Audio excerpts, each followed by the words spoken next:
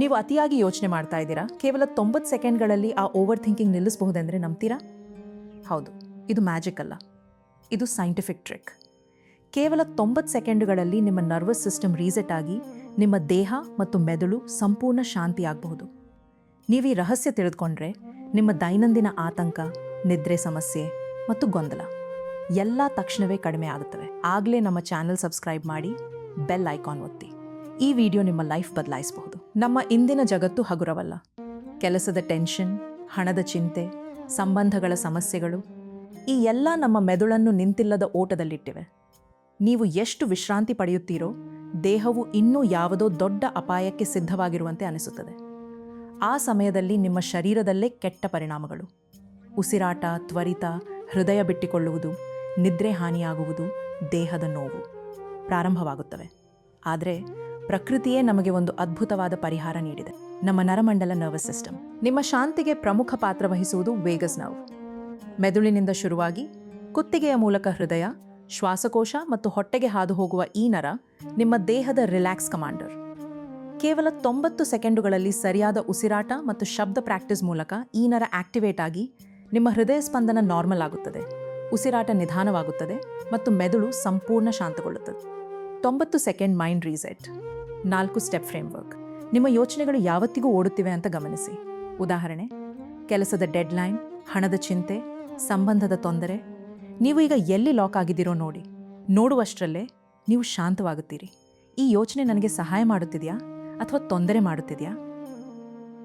Breathe and reset. ಬೆನ್ನು ನೇರವಾಗಿ ಶಾಂತವಾಗಿ ಕೂತ್ಕೊಳ್ಳಿ.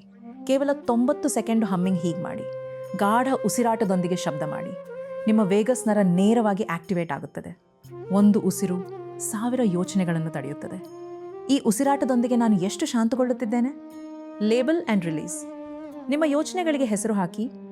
ಭಯ, ಒತ್ತಡ, ಗೊಂದಲ, ಅನಿಶ್ಚಿತತೆ. ಉದಾಹರಣೆ, ಯೋಚನೆ ನದಿಯಂತೆ ಹರಿದು ಹೋಗಲಿ. ಹೆಸರಿಸಿದಾಗ ಮಾತ್ರ ಬಿಡಬಹುದು. ಈ ಯೋಚನೆ ನನ್ನ ಶಾಂತಿಗೆ ಸಹಾಯಕವಿದೆಯೇ? ರೀಫೋಕಸ್ ಆ್ಯಂಡ್ ಆ್ಯಕ್ಟ್. ಈಗ ನಿಮ್ಮ ಗಮನವನ್ನು ಮತ್ತೆ ಪ್ರಸ್ತುತ ಕ್ಷಣಕ್ಕೆ ತರುವುದು.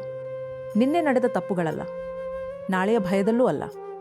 ಈ ಕ್ಷಣದಲ್ಲಿ ನೀವು ಏನು ಮಾಡಬಹುದು ಅನ್ನೋದ್ರ ಮೇಲೆ ಫೋಕಸ್ ಮಾಡಿ.